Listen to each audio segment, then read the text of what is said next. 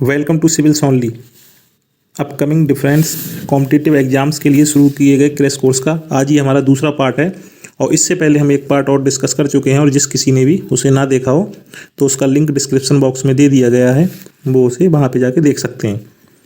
तो इससे पहले हमने इस सीरीज़ के तहत सबसे पहले हमने हिस्ट्री का टॉपिक उठाया था, और हिस्ट्री के तहत हमने जो पहला पार्ट डिस्कस किया था उसका थोड़ा ओवरव्यू देख लेते हैं कि उसमें हम लोगों ने क्या क्या डिस्कस कर लिया है। ओके, तो हमने हिस्ट्री की शुरुआत का जो मेन अपना जो टारगेट रखा था वो हमने सिंधु घाटी सभ्यता से उसकी शुरुआत की थी।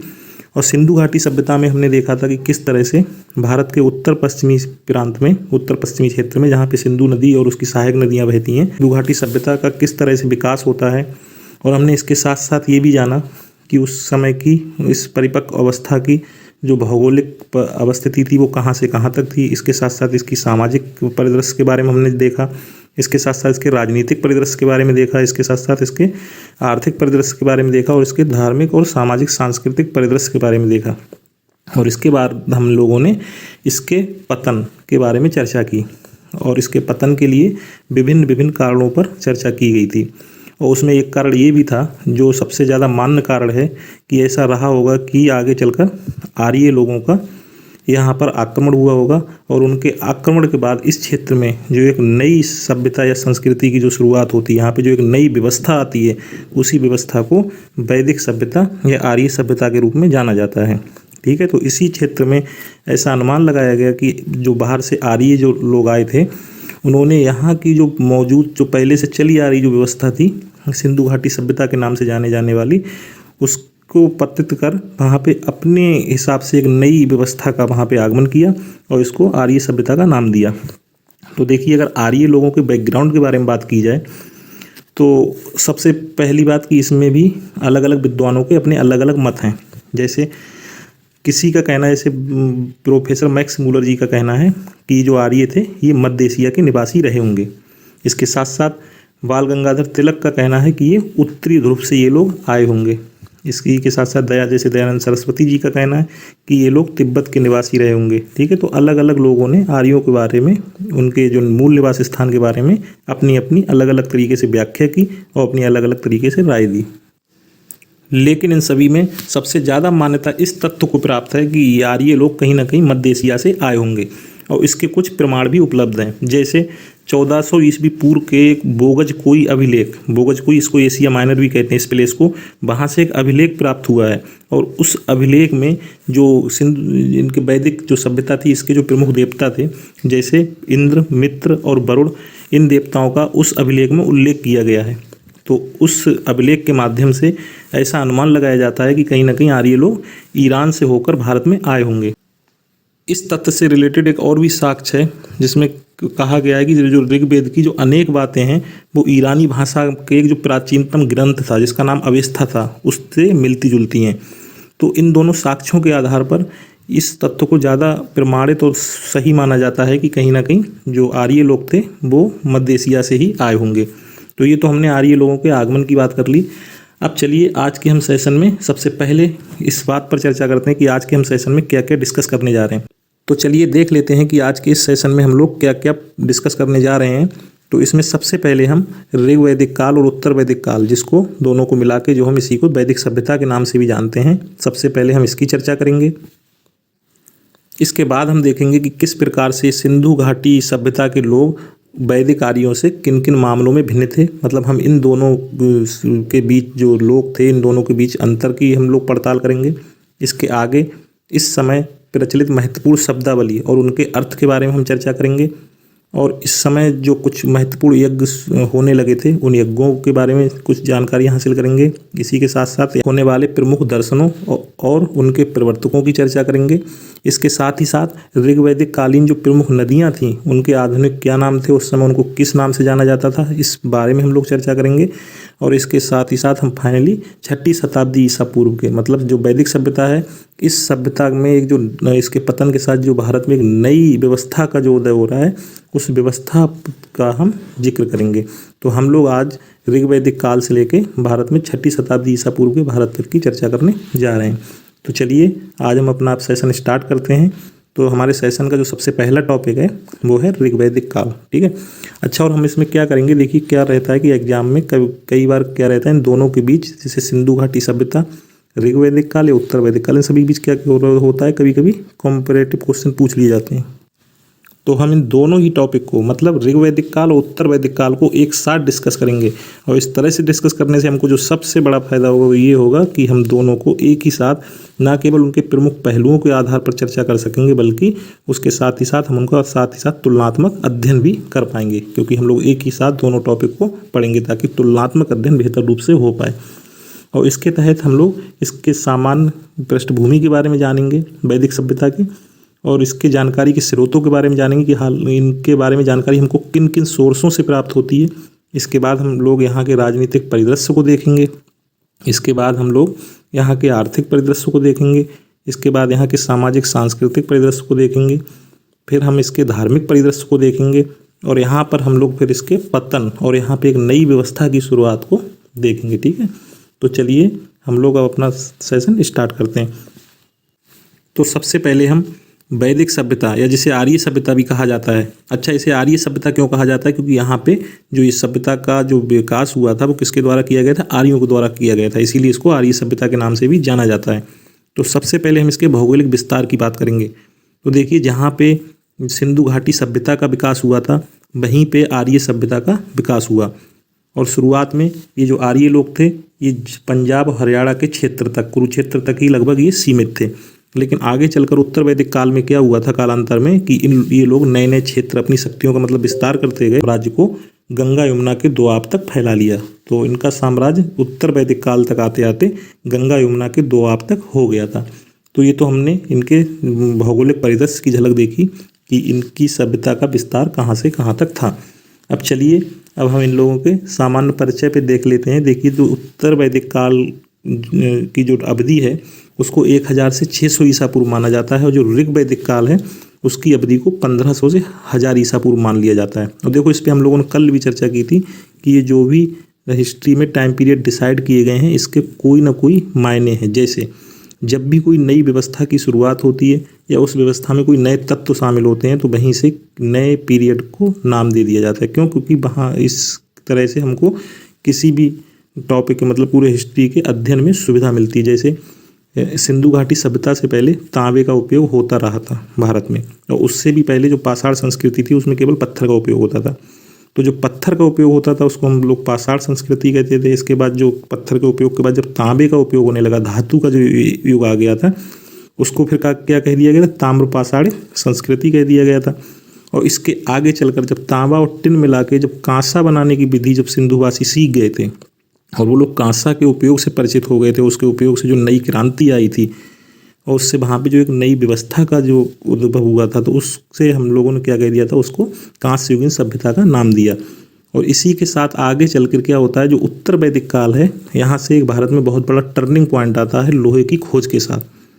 तो इसीलिए वैदिक सभ्यता को भी दो पार्ट में बांटा गया, क्योंकि इसमें आगे चलकर लगभग 950 ईसा पूर्व लोहे की खोज होती है, और वही लोहे का खोज अपने आप में काफ़ी बड़ा टर्निंग पॉइंट बनता है, जिससे इस व्यवस्था में कई नए प्रकार के न केवल तत्व शामिल होते हैं बल्कि आगे चलकर कालांतर में इसमें विभिन्न प्रकार के परिवर्तन भी दिखाई देते हैं।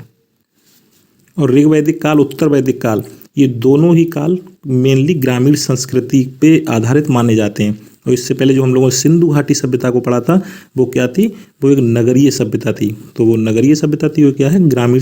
ऋग्वैदिक संहिता है उसको ऋग्वैदिक काल के मेन साहित्यिक स्रोत के रूप में देखा जाता है। और जो उत्तर वैदिक काल है उसमें हम लोग सामवेद, यजुर्वेद, अथर्ववेद के साथ साथ विभिन्न प्रकार के उपनिषद, आरण्यक इत्यादि को इसका साक्ष्य मानते हैं। इसके साथ ही साथ चित्र, धूसर, मृदवान को भी इसके जानकारी के स्रोत के रूप में उपयोग किया जाता है। ठीक है, तो ये तो हमने इसके जानकारी के स्रोत के बारे में चर्चा की। चलिए अब इन दोनों की राजनीतिक परिदृश्य पर नज़र डाल लेते हैं।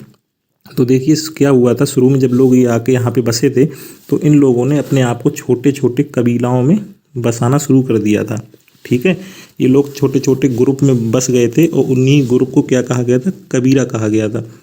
और इनमें जो प्रमुख कुछ कबीले थे जिनको पंचजन भी कहा जाता था, इसमें जैसे अनु, दिरहु, पुरु, तुर्वस और यदु थे, है ना। तो इन कबीलों को ही क्या कहा जाता था, जन कहा जाता था। और आगे चलकर आप देखेंगे इसी को उत्तर वैदिक काल में जनपद कहा जाने लगा।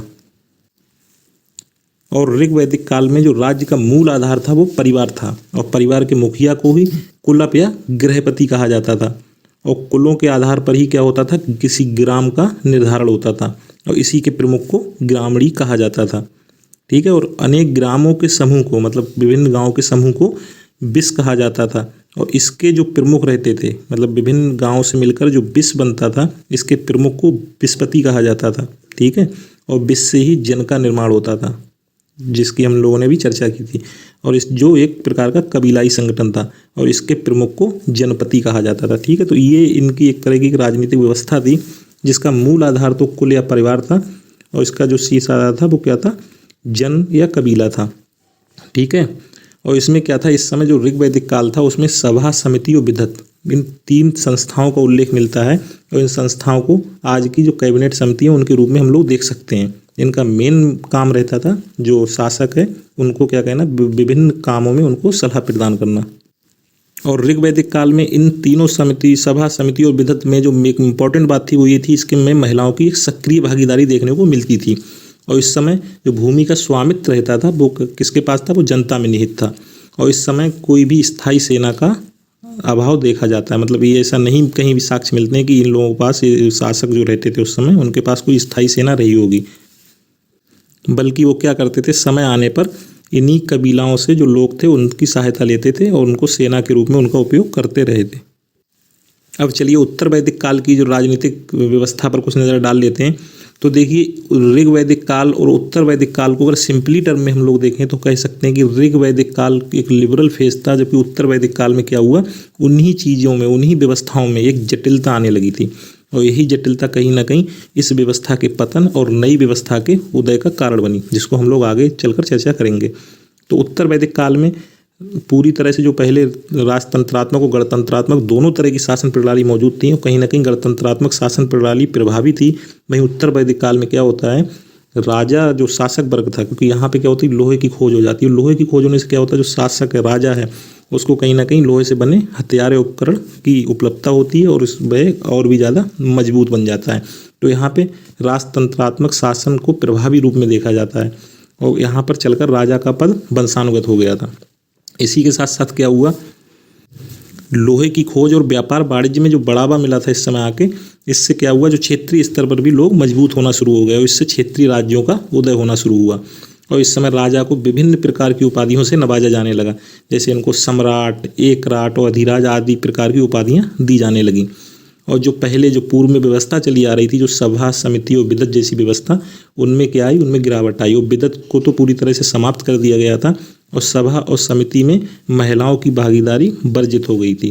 और इससे पहले हम लोगों ने क्या देखा था, ऋग वैदिक काल में ऐसा नहीं था। उस समय की जो सभा और समिति जैसी संस्थाएं थी, इनमें महिलाओं की सक्रिय भागीदारी देखने को मिलती है।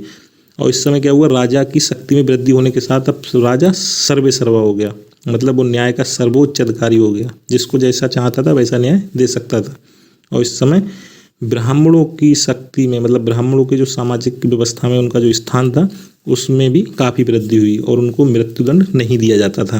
ठीक है। तो ऋग वैदिक काल में क्या था कि इस समय पशुपालन तो प्राथमिक व्यवसाय था, और कृषि द्वितीयक व्यवसाय बना हुआ था। और इस समय गाय को सबसे ज़्यादा पवित्र पशु के रूप में और विनिमय के साधन के रूप में संज्ञा दी जाती थी, मतलब गाय को विनिमय के साधन के रूप में उपयोग किया जाता था।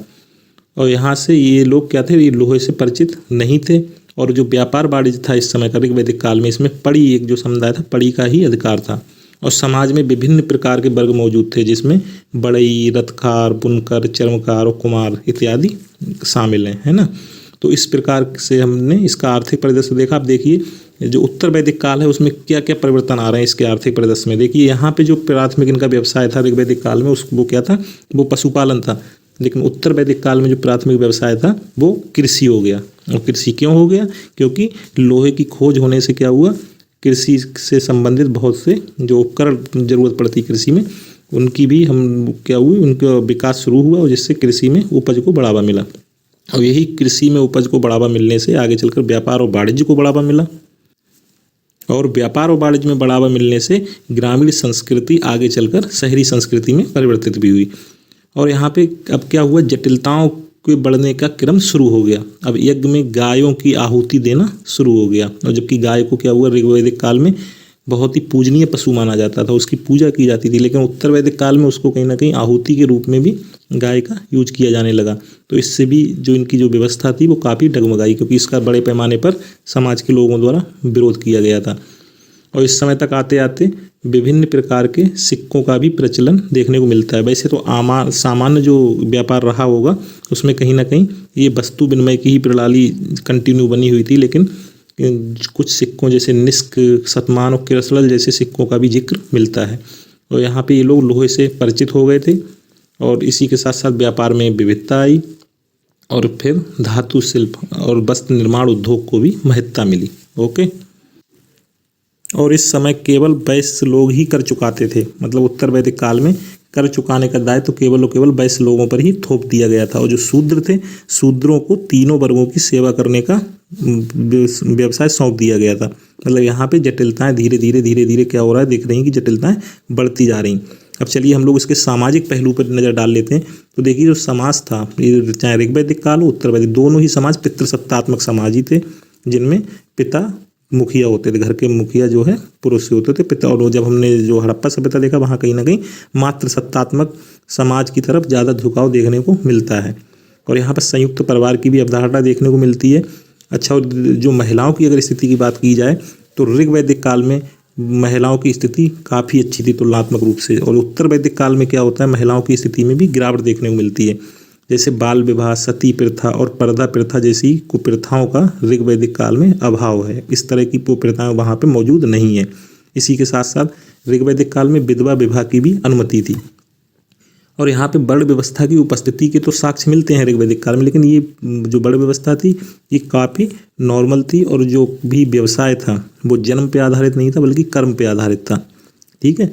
और यहाँ पे नियोग प्रथा और दास प्रथा की भी मौजूदगी थी। अब नियोग प्रथा क्या होती है कि अगर किसी भी महिला का पति एक्सपायर हो जाता था या पति मर जाता था, तो उसमें ऐसी इनके लिए एक लिबरल कंडीशन रखी गई थी कि ये लोग अपने जो देवर रहते हैं उनके साथ सहवास कर सकती हैं, किसके लिए, पुत्र प्राप्ति के लिए। ठीक है। और इसके साथ ही साथ शिक्षा के क्षेत्र में भी महिलाओं की सक्रिय भागीदारी थी, और इस समय कई विदुषियों की भी जानकारी मिलती है, जिनमें अपाला, लोपामुद्रा और घोषा का नाम प्रमुख है। ठीक है। अब देखिए उत्तर वैदिक काल में जो सामाजिक परिदृश्य पर जब हम लोग नज़र डालते हैं तो देखिए किस प्रकार के यहाँ पे हमको परिवर्तन देखने को मिलते हैं। सबसे पहली बात, यहाँ पर जो स्त्रियों की दशा है उसमें गिरावट आना शुरू हो जाती है। इसके साथ साथ जो वर्ण व्यवस्था है, हालांकि वर्ण व्यवस्था ऋग्वैदिक काल से ही चली आ रही है, लेकिन यहाँ पे आके उसमें कठोरता आनी शुरू हो जाती है। और जो व्यवसाय है वो पहले क्या था, कर्म पर आधारित था कि अगर कोई योद्धा है तो वो सेना का काम संभालेगा, लेकिन अब क्या हो रहा है कि योद्धा का बेटा ही योद्धा होगा। मतलब अब ये जो व्यवसाय है वो जन्म पर आधारित हो गया। शूद्र का बेटा शूद्र होगा, वो तीनों लोगों की केवल सेवा करेगा, उसको कोई भी अवसर नहीं होगा कि वो किसी न किसी अच्छे और काम को कर सके। ठीक है। तो यहाँ पर हम देख रहे हैं कि लगातार हर सेक्टर में, हर डायमेंशन में हमको जटिलताएं देखने को मिल रही हैं।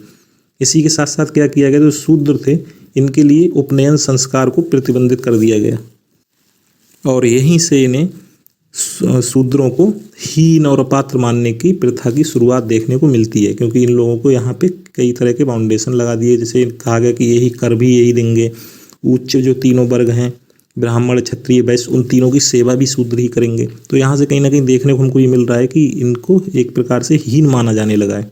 ठीक है। और यही आगे चलकर समाज में यही कुप्रथा कहीं ना कहीं आज भी जारी बनी हुई है। समझ रहे हैं। चलिए अब इस सभ्यता के, वैदिक सभ्यता के धार्मिक परिदृश्य पर नज़र डाल लेते हैं। देखिए उत्तर वैदिक काल में जो धार्मिक कर्मकांड किए जाते थे उनका मेन मोटिव था भौतिक सुखों की प्राप्ति, और ये चीज़ आगे भी उत्तर वैदिक काल में भी कंटिन्यू रही। मतलब ये ऋग्वैदिक काल में क्या होता था कि जो भी धार्मिक कर्मकांड होते थे उसमें केवल और केवल एक यही उद्देश्य रहता था कि भौतिक सुखों की कैसे अधिक से अधिक प्राप्ति की जा सके, और ये चीज़ उत्तर वैदिक काल में भी कंटिन्यू रही। और इसी के साथ साथ क्या हुआ, यहाँ पे कुछ प्रमुख देवताओं का जिक्र किया गया है ऋग्वैदिक में काल में। जैसे इंद्र को पुरंदर भी कहा जाता था, और इनके लिए जो ऋग्वेद है उसमें 250 सूक्त इनके लिए लिखे गए हैं, और इनको आंधी, तूफान, वर्षा और युद्ध का देवता भी कहा जाता था। इसके बाद जो दूसरे महत्वपूर्ण देवता थे ऋग्वैदिक काल के वो थे अग्नि, और अग्नि के लिए ऋग्वेद में 200 सूक्त समर्पित हैं। और इसमें जो अग्नि को क्या माना जाता था कि ये कहीं ना कहीं मानव और भगवान, जो ईश्वर और मानव है, इन दोनों के बीच मध्यस्थता का काम करती है। क्योंकि इसमें जो आहुति दी जाती थी, और आहुति से जलने वाले जो अग्नि और धुआं के रूप में लोगों द्वारा ऐसा समझा जाता था कि ये कहीं ना कहीं वो हमारे और भगवान के बीच में एक माध्यम का काम कर रहा है। मतलब अग्नि भगवान और इंसान को जोड़ने के माध्यम के रूप में संदर्भित किया जाती थी। ठीक है। और इसी के साथ साथ जो तीसरे महत्वपूर्ण देवता थे इस समय के वो थे वरुण, और इनके लिए 30 सूक्त मतलब 30 सूक्त समर्पित हैं ऋग्वेद में। और जो गायत्री मंत्र है, ऋग्वेद के तीसरे मंडल में गायत्री मंत्र की चर्चा की गई है। और इसके 9वें मंडल में एक सोम देवता की चर्चा की गई, जिनको पेय पदार्थ के देवता के रूप में भी संदर्भित किया जाता है। और यहाँ पर जो एक पूषण देवता थे, उनको पशुओं के देवता के रूप में संदर्भित किया जाता था। कहाँ पे? ऋग्वैदिक काल में। अब देखिए उत्तर वैदिक काल में किस प्रकार से धार्मिक परिदृश्य में भी हम लोगों को जटिलताएं देखने को मिलती हैं।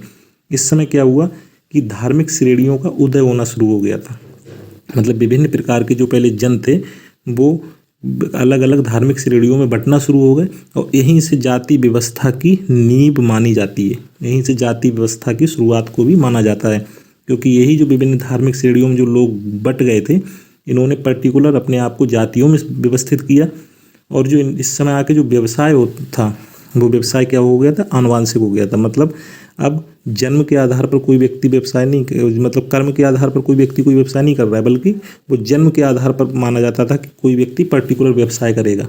और कर्म कांड यहाँ पे भी भौतिक सुखों की प्राप्ति के लिए किए जाते थे। और यहाँ पे इंद्र अग्नि की महत्ता में कमी आई।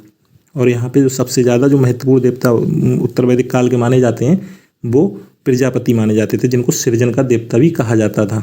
और जो रुद्र थे वो यहाँ पे दूसरे इंपॉर्टेंट देवता, और विष्णु भगवान जो लोगों के पालक के रूप में संदर्भित किया जाता था, वो अन्य महत्वपूर्ण देवताओं की लिस्ट में शामिल थे। और पूषण जो कि ऋग्वैदिक काल में हमने देखा जो कि पशुओं के देवता के रूप में जिन्हें संदर्भित किया जाता था, अब इनको यहाँ पे शूद्रों के देवता के रूप में संदर्भित किया जाने लगा। मतलब यहाँ पे आप देख रहे हो जो शूद्र है, शूद्र को कहीं ना कहीं हर डायमेंशन पे उनको निम्नतर दिखाने की कोशिश शुरू हो गई। और इसी प्रकार से समाज में जाति व्यवस्था, गोत्र व्यवस्था इत्यादि प्रकार की व्यवस्थाओं की नींव रखी, और इससे आगे चलकर समाज में और भी जटिलताएं बढ़ी। और यहाँ पर मूर्ति पूजा के आरंभ के साक्ष्य भी देखने को मिलते हैं। लेकिन जो वाकई जो सही मायने में जो मूर्ति पूजा भारत में जो स्टार्ट माना जाता है, वो महाजनपद काल के बाद में जो मौर्य काल की जहाँ स्टार्टिंग होती है, वहाँ से आगे चल के माना जाता है। लेकिन यहाँ पे विद्वानों द्वारा अनुमान लगाया जाता है कि यहाँ से मूर्ति पूजा की शुरुआत के साक्ष्य प्राप्त होते हैं। तो यह तो हमने वैदिक सभ्यता के अंतर्गत ऋग वैदिक काल और उत्तर वैदिक काल को विभिन्न डायमेंशनों पर तुलनात्मक रूप से अध्ययन किया। अब चलिए हम आगे वैदिक आर्यों और सिंधु घाटी सभ्यता के लोगों की संस्कृति के बीच जो प्रमुख अंतर थे, चलिए उन पर जो है एक नज़र डालते हैं। तो जो सबसे पहले जो मेन अंतर था, अगर देखिए जो वैदिक आर्य लोग थे, जो आर्य सभ्यता थी, ये पूरी तरह से क्या थी? ग्रामीण थी। और जो सिंधु घाटी सभ्यता थी, ये क्या थी? नगरीय सभ्यता थी। ये बहुत ही इंपॉर्टेंट दोनों के बीच अंतर है। दूसरी बात, ये लोग सोने, चांदी, ताम्र और लोहे से परिचित थे। कौन? वैदिक आर्य। लेकिन जो सिंधु घाटी सभ्यता के लोग थे, ये लोग पाषाण और कांसे से परिचित थे, लेकिन ये लोहे से परिचित नहीं थे। ठीक है। और इसमें जिनके बीच जो और डिफरेंस के जो आयाम हैं वो है कि वैदिक आर्यों का जो मुख्य व्यवसाय था, जो आर्य सभ्यता का मुख्य व्यवसाय था, वो कृषि था। मतलब ये कृषि प्रधान सभ्यता थी। और ये व्यापार और व्यवसाय पर आधारित सभ्यता थी। कौन सी? सिंधु घाटी सभ्यता। और जो वैदिक आर्य थे, ये बहुदेववाद के समर्थक थे, और ये लोग लिंग पूजा एवं मूर्ति पूजा के विरोधी थे। मतलब यहाँ पे लिंग पूजा और मूर्ति पूजा का कोई भी चलन नहीं देखने को मिलता है। लेकिन सैंधव सभ्यता में धर्म का स्वरूप यह लौकिक ही था, और सैंधव सभ्यता के लोग लिंग पूजा और मूर्ति पूजा के समर्थक माने जाते हैं। ठीक है। और वैदिक आर्यों की शिक्षा प्रणाली मौखिक मानी जाती है। मतलब यहाँ पे किसी भी प्रकार की हमको कोई भी लेखन शैली के प्रमाण नहीं मिलते हैं। लेकिन सैंधव सभ्यता में हम लोगों ने देखा था कि वहाँ पे लेखन शैली थी, पिक्टोग्राफिक लेखन शैली थी। मतलब चित्रात्मक लिपि में कुछ लिखा गया, लेकिन वो उन्होंने क्या लिखा ये अभी तक पढ़ा नहीं जा सका है। लेकिन वैदिक आर्यों की सभ्यता में देखने को मिलता है कि किसी भी प्रकार की कोई भी लेखन प्रणाली नहीं है, बल्कि इनकी पूरी की पूरी शिक्षा पीढ़ी दर पीढ़ी मौखिक रूप से ही एक दूसरी पीढ़ी में स्थानांतरित होती रही। और जो इनका परिवार था वैदिक आर्यों का, वो पितृसत्तात्मक था। और कहीं ना कहीं जो सैंधव सभ्यता के लोग थे, उनका मात्र सत्तात्मक परिवार होने की तरफ अधिक झुकाव देखने को मिलता है। ठीक है। तो ये तो हम लोगों ने कुछ इम्पॉर्टेंट अंतरों के बारे में पता किया कि जो सिंधु घाटी सभ्यता के लोग थे और वैदिक लोग थे, इन लोगों के बीच में कौन कौन से महत्वपूर्ण अंतर थे। चलिए अब इस समय प्रचलित कुछ महत्वपूर्ण शब्दावलियाँ और उनके अर्थ के बारे में जान लेते हैं, क्योंकि ये यहाँ से भी एग्जाम में और खासकर प्री एग्जाम में काफ़ी क्वेश्चंस बनते हैं। ये बहुत ही महत्वपूर्ण यहाँ पे विषय है। जैसे यहाँ पे एक शब्द था बलि, तो बलि का यहाँ मतलब क्या था, एक प्रकार का ये स्वैच्छिक कर था। और यहाँ के जो राजा थे, जो जन की रक्षा करने वाले राजा थे, उनको क्या कहा जाता था, उनको गोप्ता जनस्य कहा जाता था। इसी प्रकार से गाय को यहाँ पे अष्टकर्णी कहा जाता था, और जो गाय को दूहने वाली पुत्री रहती थी, पुत्री को दुहिता कहा जाता था। और यहाँ पे सोना को हिरण कहा जाता था, और जो बेकनाट एक समुदाय था वहाँ पे वो सूदखोर को रिफर करता है। सूदखोर मतलब बेकनाट को सूदखोर कहते हैं। और अयस का प्रयोग तांबे और कांसे के लिए किया गया है। और बहेतु एक शब्द था, मतलब बहेतु का मतलब था एक कन्या को दिया जाने वाला एक प्रकार का उपहार था।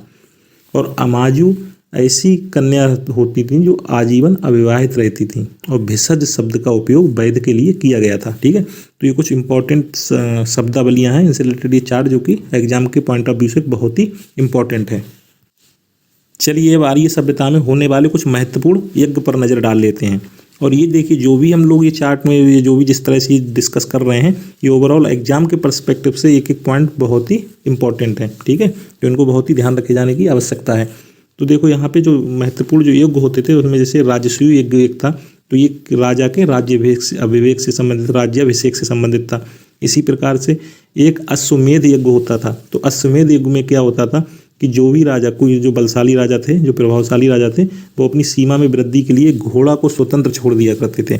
और माना जाता था कि घोड़ा जहाँ जहाँ दौड़ लगा लेता था तो राजा की तरफ से वो एक इंडिकेशन था अन्य शासकों के लिए कि वो ज़मीन उसकी हो गई। अगर वो ज़मीन देने को नहीं तैयार होते तो उसमें क्या होता था, युद्ध होता था दोनों के बीच, है ना। और इसके बाद और इसको जो अश्वमेध यज्ञ था, इसको काफ़ी ही बहुत प्रभावशाली यज्ञ के रूप में देखा जाता था उस समय के संदर्भ में। और एक वाजपेयी यज्ञ की जो चर्चा मिलती है, ये वाजपेयी यज्ञ राजा द्वारा अपनी शक्ति के प्रदर्शन के लिए क्या राजा करता था, रथ दौड़ का आयोजन करता था। और यही रथ दौड़ के आयोजन को ही वाजपेयी यज्ञ कहा जाता था। इसी प्रकार से जो सौत्रामणि यज्ञ की चर्चा है, इसमें यज्ञ में पशु एवं सुरा की आहुति दी जाती थी। और पुरुष मेध यज्ञ में राजनीतिक वर्चस्व के लिए स्वस्थ और जो विद्वान पुरुष थे उनकी बलि का प्रावधान था। ठीक है, तो ये डिफरेंट प्रकार के यज्ञों का यहाँ पर साक्ष्य मिलता है। और देखिए उत्तर वैदिक काल में चलकर क्या हो रहा है, बहुदेव और के साथ साथ कई प्रकार के नए नए दर्शनों की शुरुआत हो रही है। और उस दर्शनों में जो 6 प्रमुख दर्शन हैं, उसमें जो 6 दर्शनों पे चलिए नज़र डाल लेते हैं कि वो दर्शन कौन से हैं और उनके प्रवर्तक कौन है। ठीक है, ये भी एग्जाम पॉइंट ऑफ व्यू से बहुत ही इंपॉर्टेंट है। तो जो सबसे पहला दर्शन योग, तो योग के जो प्रवर्तक हैं उनको पतंजलि को माना जाता है योग के प्रवर्तक के रूप में। दूसरा दर्शन सांख्य, सांख्य के प्रवर्तक कपिल माने जाते हैं। तीसरा दर्शन न्याय, न्याय के प्रवर्तक गौतम को माना जाता है। और जो चारवाक दर्शन था, इसके प्रवर्तक चारवाक ही माने जाते हैं। और जो पूर्व मीमांसा दर्शन था, इसके प्रवर्तक जैमिनी माने जाते हैं। और उत्तर मीमांसा दर्शन के जो प्रवर्तक हैं उनको बादरायण को माना जाता है। और एक जो वैशेषिक दर्शन था, उसके जो प्रवर्तक हैं उनको कड़ाद या उलूक को कहा जाता है कि वैशेषिक दर्शन के जो प्रवर्तक हैं वो कड़ाद या उलूक हैं। ठीक है, तो ये कुछ दर्शन और उनके प्रवर्तक पर हम लोगों ने चर्चा की। और देखिए उत्तर वैदिक काल तक आते आते जिस प्रकार से समाज में विभिन्न तरीके से जटिलताएं बढ़ रही थी, उसी प्रकार से नए नए तरीके के वहाँ पे हम लोगों को सब देखने को मिलते हैं। जैसे मोक्ष की चर्चा भी यहाँ पे देखने को मिलती है, आगे चलकर पुनर्जन्म की चर्चा मिलती है। ठीक है, और सर्वप्रथम शतपथ ब्राह्मण में मोक्ष की चर्चा मिलती है। ठीक है, और इसके साथ ही साथ परीक्षित को मृत्युलोक का देवता भी कहा जाता है। और इसके साथ साथ जो पुनर्जन्म की अवधारणा है वो कहीं ना कहीं बृहदारण्यक उपनिषद जो है, बृहदारण्यक उपनिषद में पुनर्जन्म की अवधारणा देखने को मिलती है। और शतपथ ब्राह्मण में ही सर्वप्रथम स्त्रियों को अर्धांगिनी कहा गया था। ठीक है, और एक जो उपनिषद है जिसको जो जाबलोपनिषद में क्या है, सबसे पहले 4 आश्रमों का उल्लेख किया गया। और ये 4 आश्रम कौन कौन से थे, ब्रह्मचर्य, गृहस्थ, वानप्रस्थ और संन्यास। मतलब उत्तर वैदिक काल में आश्रम व्यवस्था की भी शुरुआत देखने को मिलती है। मतलब समाज में कहा जाए कि कई प्रकार के परिवर्तन और जटिलताएं आ रही हैं उत्तर वैदिक काल में। और इसी प्रकार से आगे चलकर एक नवीन व्यवस्था का सूत्रपात होता है। ठीक है, चलिए अब इस काल की जो कुछ महत्वपूर्ण नदियाँ थीं, जिसको इसी सप्त सैन्य प्रदेश की जो ये नदियाँ थीं, इनको उस समय क्या नाम दिया गया था और आधुनिक इनका क्या नाम है, इसको देख लेते हैं, क्योंकि यहाँ से भी एग्जाम से क्वेश्चन लगातार बनते रहते हैं, एग्जाम पॉइंट ऑफ व्यू से बहुत ही इंपॉर्टेंट है। तो देखिए जो शतुद्री जो नाम था उस समय वैदिक सभ्यता में, उस शतुद्री के से सतलज कहा जाता था। इसी तरह से अस्किनी चेनाब को कहा जाता था, परुसड़ी रावी को कहा जाता था, है ना, बितस्ता झेलम को कहा जाता था, बिपाशा ब्यास को कहा जाता था, ठीक है, सदानीरा किसको कहा जाता था, गंडक को कहा जाता था, गोमती गोमल को कहा जाता था, मतलब गोमती उस समय का नाम था वैदिक सभ्यता का, और भी क्या है, गोमल। इसी प्रकार से जो सिंधु नदी है, जिसको जो वैदिक सभ्यता में जिसको सिंधु कहते थे, अब उसको क्या इंडस भी कहा जाता है ना। तो ये कुछ प्राचीन नाम थे जो कि हम लोग वैदिक सभ्यता में देखने को मिलते हैं, नदियों के नाम, और उनके आधुनिक नाम क्या है, इनको भी ध्यान रखने की बहुत ही ज़रूरत है। तो ये हमने वैदिक सभ्यता से संबंधित कुछ महत्वपूर्ण पहलुओं पर चर्चा की।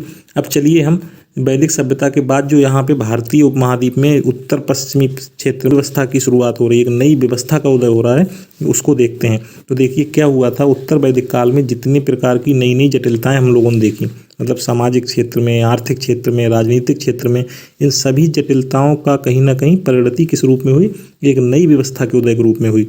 यहाँ पर इन्हीं जटिलताओं के कारण क्या हुआ, एक नई व्यवस्था का उदय हुआ। दूसरी बात, जब यहाँ पे शासक वर्ग मजबूत होने लगा और शासक लोग और भी ज़्यादा व्यवस्थित होने लगे, तो वहाँ से ही महाजनपद काल की शुरुआत मानी जाती है, क्योंकि सभी लोग जो महत्वपूर्ण मेन शासक थे, उन लोगों ने एक दूसरे पर युद्ध करना शुरू कर दिया, अपने क्षेत्रों का विस्तार करना शुरू कर दिया, और इसी क्षेत्र विस्तार के क्रम में सर्वाइवल और फिटेस्ट की दो थ्योरी के हिसाब से जो ज़्यादा सक्षम था वही सर्वाइव कर पाया। तो इसमें जो 6ठी शताब्दी ईसा पूर्व का भारत था, उसमें मेनली 16 महाजनपदों का उल्लेख मिलता है, और इन 16 महाजनपदों में जो सबसे ज़्यादा शक्तिशाली 4 महाजनपद माने जाते थे, उसमें कौशल, मगध, अवंती और वत्स को माना जाता था, है ना। वैसे 16 के 16 महाजनपद ऐसे महाजनपद बने जो कि काफ़ी प्रभावी शासकों द्वारा इनको बनाया गया।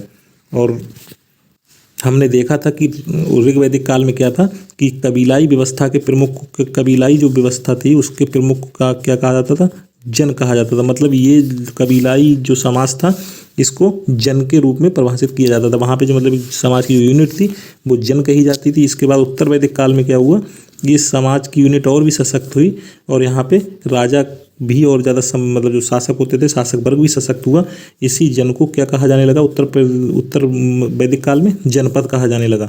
और इसी के बाद इसी जनपद को, जब ये जनपद और ज़्यादा प्रभावशाली हो गए और ज़्यादा विस्तृत हो गए, तो इन्हीं जनपदों को क्या कहा जाने लगा, महाजनपद कहा जाने लगा। तो जो महाजनपद थे 6ठी शताब्दी में, वो भारत में 16 महाजनपद थे, जिनका मेनली जो उदय हुआ था वो आर्य जातियों की, जो आर्य जाति थी उनके विलीनीकरण से इनका उदय हुआ, और यहीं से भारत के राजनीतिक इतिहास का सूत्रपात माना जाता है। मतलब यहीं से एक व्यवस्थित भारत का राजनीतिक इतिहास देखने को मिलता है।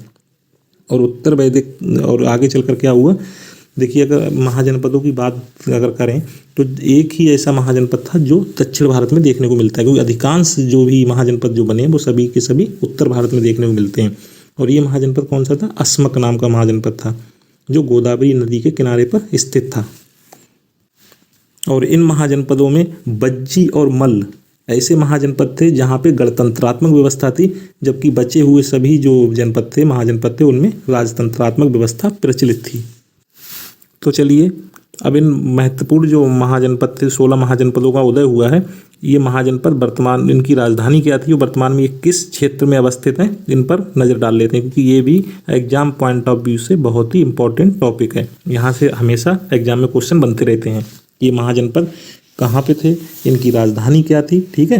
तो चलिए देखते हैं 16 के 16 महाजनपदों को। देखिए जो कौशल महाजनपद था, इसकी उस समय जो राजधानी थी वो क्या थी, श्रावस्ती थी, जो आज का क्या है, फैजाबाद मंडल या अयोध्या जहाँ पे है, तो वहीं पे कौशल नाम का महाजनपद था। इसके बाद जो दूसरा महाजनपद है वो है अंग। इसकी राजधानी क्या थी, चंपा थी, और ये कहाँ था, आज के बिहार के भागलपुर और मुंगेर जो क्षेत्र है, भागलपुर और मुंगेर, उस क्षेत्र में ये महाजनपद अवस्थित था। और ये तीसरा मेन महाजनपद वो है मगध। मगध की राजधानी कौन सी थी, राजगृह या गिरिब्रज, और ये भी दक्षिणी बिहार का क्षेत्र है। और अगला हमारा महाजनपद है बज्जी। बज्जी ये भी उत्तरी बिहार में ही अवस्थित है, और इसकी जो राजधानी है वो कौन सी थी, वैशाली। इसके बाद जो अगला महाजनपद है हमारा वो है मल्ल। इसकी राजधानी कुशीनगर और पावा थी। ठीक है, और ये पूर्वी उत्तर प्रदेश का गोरखपुर और देवरिया का क्षेत्र है।